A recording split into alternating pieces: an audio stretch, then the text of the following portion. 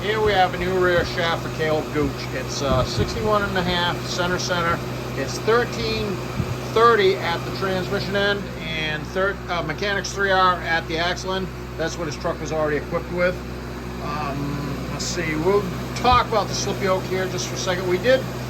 I insisted on doing some diligence here to make sure that that fit right.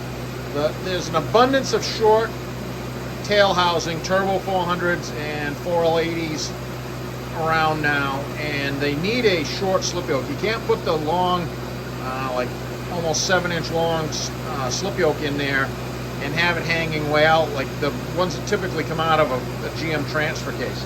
The slip yoke they want to run is this guy right here, and it has a counterbore in it, and that allows you to have more ground hub diameter and be able to engage the thing fully and slide all the way in and then pull it back out, because if you start with too much hanging out, I mean, it's not well supported, and that leads to problems, and that's where this was headed. And so I got Caleb straightened out on that, and this is actually my test mule that I send home with people to fit things up, and that's what Caleb did. And so now I modify the yokes. There's not an abundance of those things in the wild for this situation.